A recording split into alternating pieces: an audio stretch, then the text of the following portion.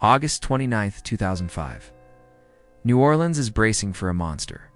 Hurricane Katrina, a Category 3 storm, is making landfall. At Memorial Medical Center, staff are preparing for the worst, but they believe they are ready. The hospital is a designated shelter, a fortress of brick and steel built to withstand major hurricanes.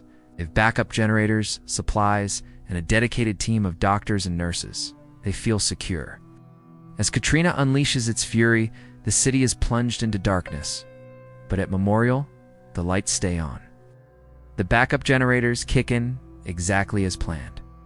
The hum of the machinery is a reassuring sound amidst the howling wind and pounding rain. For the first day, things seem under control. Patients are cared for, and the staff, though exhausted, are holding the line. But Katrina wasn't just a wind event. The storm surge overwhelmed the city's levee system. By Monday night, the water started rising. First, it seeped into the basement. Then it began climbing, floor by floor. The hospital was becoming an island in a toxic, churning lake. The real crisis began on Tuesday, the second day. The rising floodwaters reached the hospital's main power transfer switches, located in the basement. Critical design flaw. Suddenly, the connection to the city's power grid was severed, and the backup generators sputtered and died. The hum of life support was replaced by an eerie, terrifying silence. The lights went out, the air conditioning failed. And in the intensive care unit, the ventilators keeping the most critical patients alive stopped breathing. Imagine the scene. Total darkness, broken only by the faint glow of emergency exit signs and the desperate beams of flashlights. The heat inside the hospital quickly becomes unbearable, soaring past 100 degrees Fahrenheit. Humidity is nearly 100%. In the ICU, nurses and doctors are scrambling. They begin manually bagging patients on ventilators, squeezing a bag by hand to force air into their lungs. Squeeze, release, squeeze, release. A human-powered life support machine. Each breath for the patient is a conscious physical effort from a caregiver. This isn't something you can do for a few minutes. They have to do it for hours, potentially days. They take turns, their hands cramping, sweat pouring down their faces, working in near total darkness. The beeps and alarms of the ICU are gone, replaced by the sound of rhythmic squeezing and labored breathing, both the patients and their own. The situation is deteriorating rapidly. Without power, there are no elevators. This is a multi-story hospital. Moving patients, especially those from the ICU, becomes a monumental task. They have to be carried down dark, sweltering stairwells. How do you carry a critically ill patient hooked up to 4 drips and being manually ventilated down 7 flights of stairs? It's a logistical nightmare. The staff are exhausted, dehydrated, and running on pure adrenaline. They have no way to communicate with the outside world. Cell service is down, landlines are dead. They are completely isolated. Rumors fly around the hospital of violence in the streets, of help that isn't coming. Fear and desperation begin to set in. By Wednesday, the third day, the hospital is a disaster zone. The heat is suffocating.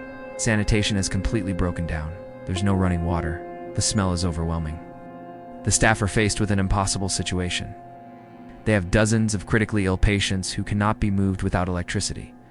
The manual bagging is becoming unsustainable. People are collapsing from exhaustion. The caregivers who had been heroes just a day before are now forced to make unimaginable choices. With limited resources and no hope of immediate rescue, who gets saved? Who gets the limited battery power for the few portable machines that still work? Who is strong enough to survive the grueling evacuation process? Evacuations finally begin, but they are chaotic and slow. Helicopters land on the hospital's helipad, but they can only take 1 or 2 patients at a time.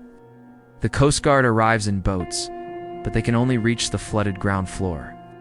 Patients have to be brought down flights of stairs and then pass through a hole smashed in a wall to the rescue boats below. It's a slow, dangerous process. The sickest patients, those on the upper floors in the long-term care facility and the ICU, are the last to be considered for evacuation. They are the most difficult to move. The staff have to triage not based on medical need, but on the chances of surviving the evacuation itself. As the hours turn into days, the situation becomes even more grim. The staff are broken. They've been without sleep, with little food or water, working in extreme heat and facing the constant stress of life or death decisions.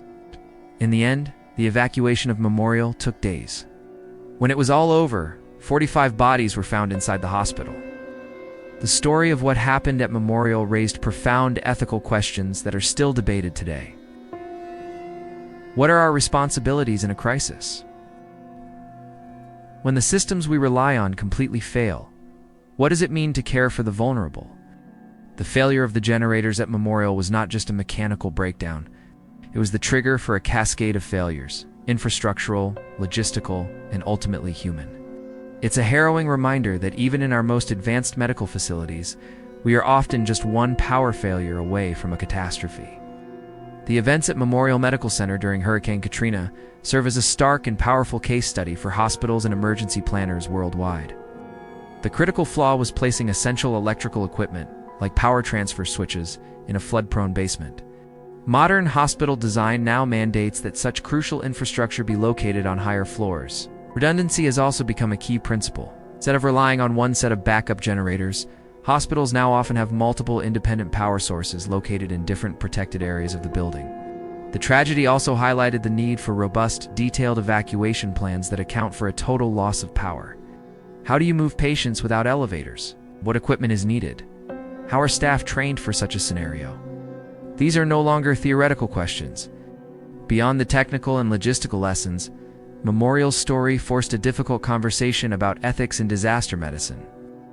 The concept of reverse triage, prioritizing the healthiest for evacuation first, is now part of disaster training. It's a brutal calculation, but one that aims to save the greatest number of lives when resources are impossibly scarce.